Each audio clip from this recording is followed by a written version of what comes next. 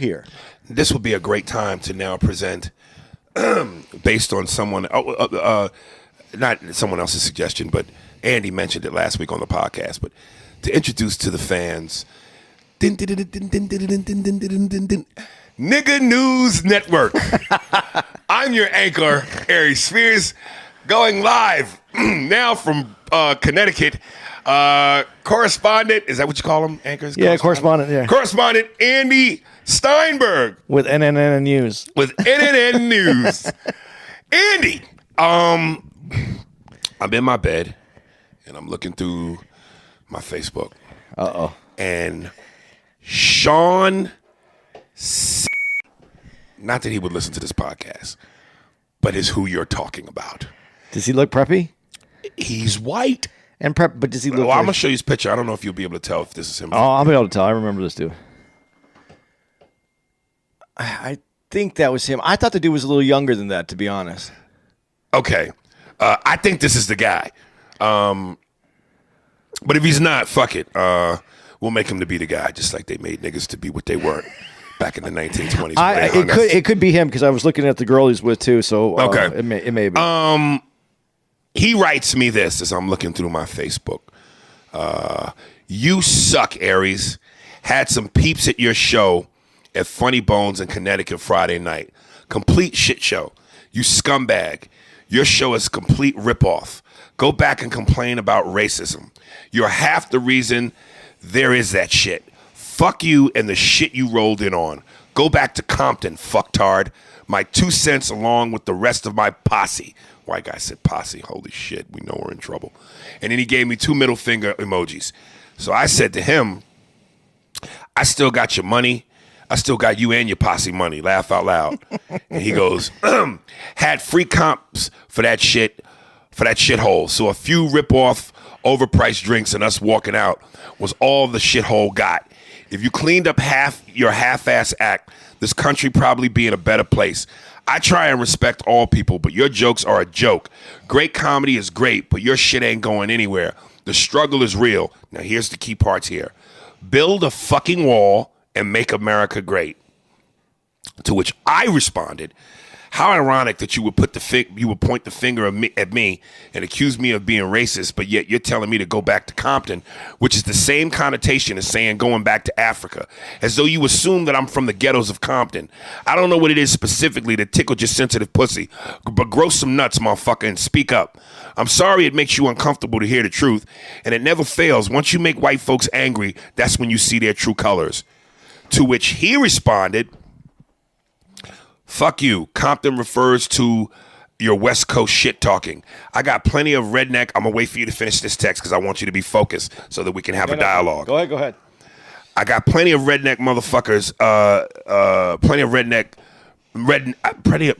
redneck nuts, motherfucker. Woo. Redneck nuts? Yeah, redneck nuts. Wow, I got plenty of redneck nuts. I like that, though. I like that. Yeah. Put that on a t-shirt. Yeah. I got redneck nuts. Holy shit. I don't know if that's painful or just angry balls. Tan and too long outside. Yes. There you go, claiming race in any issue, bringing up, I got a lot of black, bring up race. I want to make sure I read this right because this context is important. Here you go, claiming race in any issue you bring up. Okay, he should have put a period. You know, let me just stop for a second. Even in my rage, even in my anger, when I'm going at motherfuckers, I'm very spot on about grammar and punctuation. I'm not. I want you to be able to read my fuck yous. This motherfucker puts Sean, periods, nigga. You got shit sentence running in together. And here's another thing. I got a lot of black, Puerto Rican, and Jamaican friends. But I also know a lot of lazy, fucking, disrespectful minorities along with a fair share of white trash. I'm not angry. Do what you do. But your shit sucks point blank. I work 60 a week and pay my fucking taxes. While you say, go back to Africa, it's because you can't wait to justify that bullshit. I'm USA all the way, and this country owes me nothing. I see the underlying bullshit message in that, as though niggas think we owed something. And actually we are. Reparations, which we still never got. But let me plow through this. You ain't getting them. Yeah. Government does not give me shit. And just again, like, see, white people, to some white people, you motherfuckers think you slick with your little passive aggressive shit and your underlying meanings underneath the underlines. Come on, I see all this bullshit. Government don't give me shit, so niggas get handouts. More white people on welfare than black people. But let me plow through this. So just giving you a heads up on some people, on how some people feel about your show. I'm sure you pack the joint night in and night out. Bring your shit show to Springfield at MGM Casino. I'm sure they would like your brand of comedy. Roll the dice. I'm sure I will come out and see you again. If you are a true professional, you take the criticism and move on. Or I put it on the podcast. My reaction, it just hit me. It was the Trump stuff.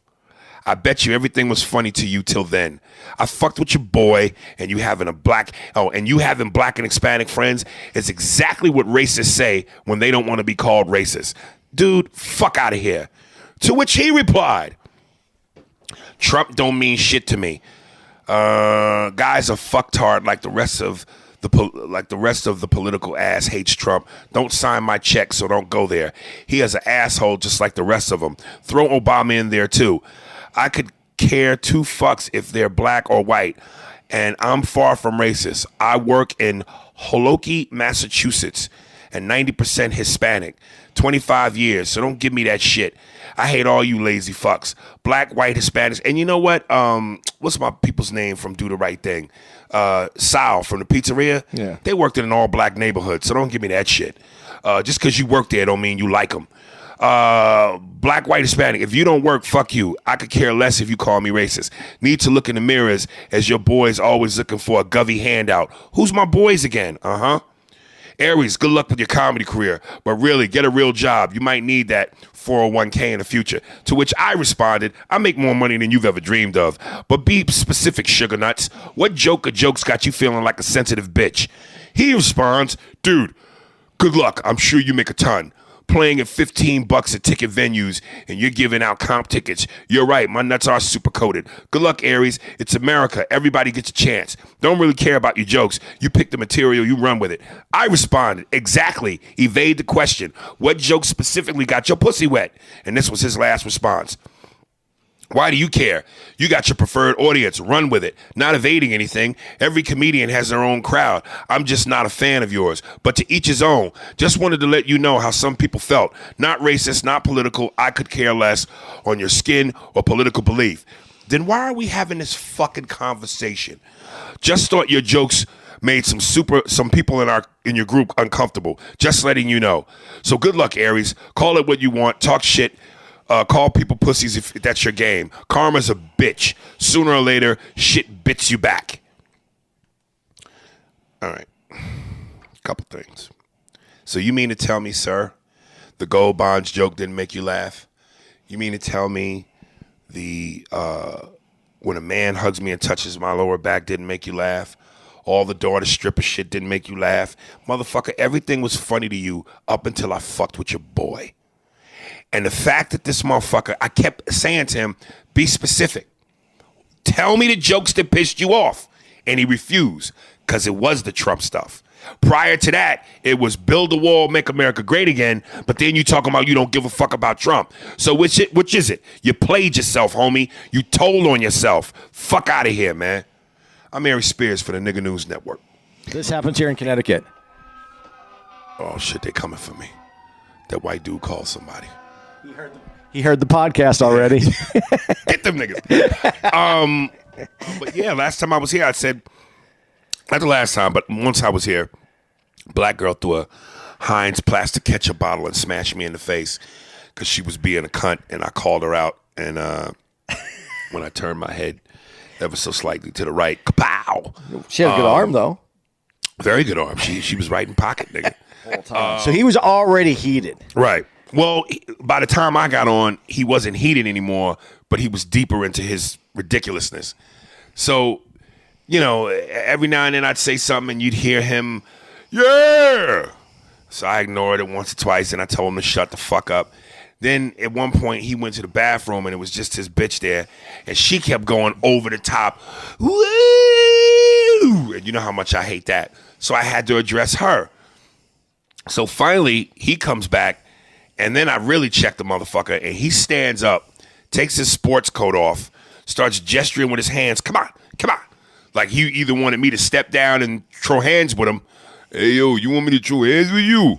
Or he's going to rush the fucking stage.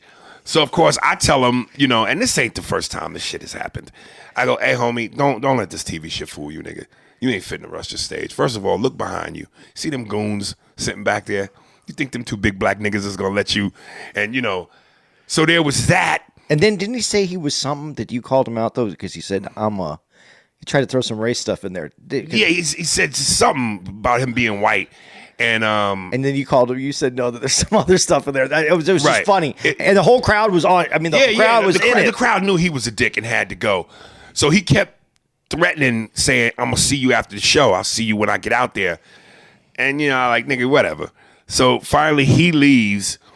I get off stage. And we go sell the merch, and somebody tells me, "Yo, the cops just arrested him. This motherfucker pulled a knife. He was waiting to stab me." After the fucking show.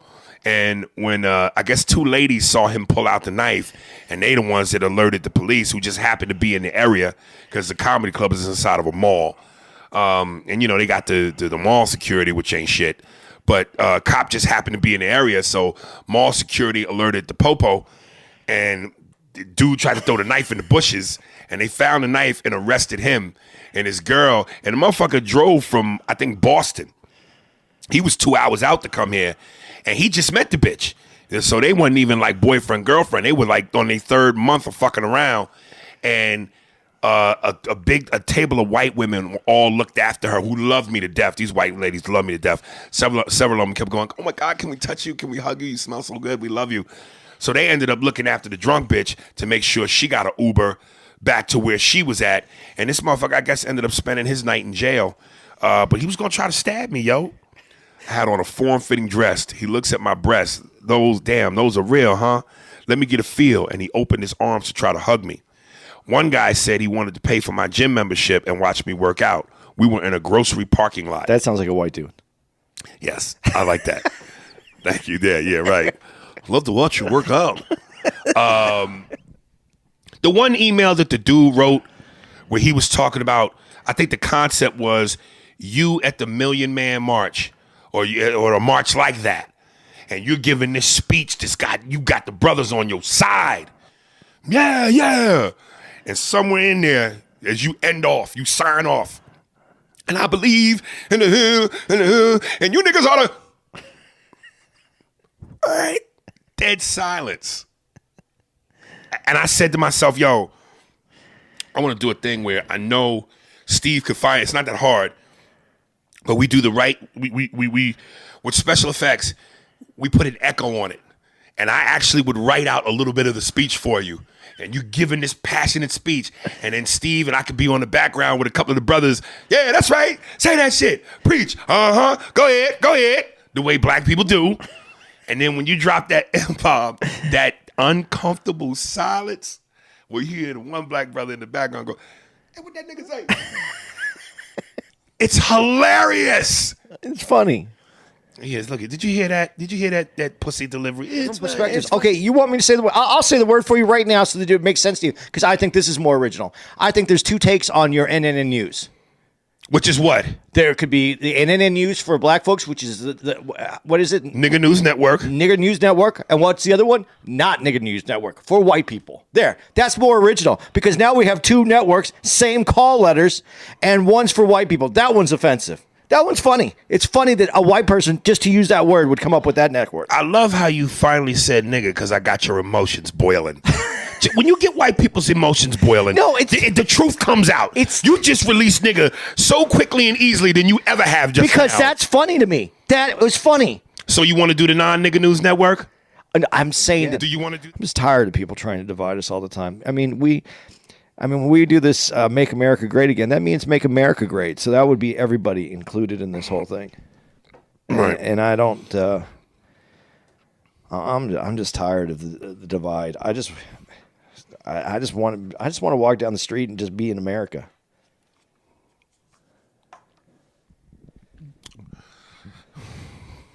Is it too simple for you? No, I just think there was gayest shit I've ever heard. Why? This fucking fairy tale.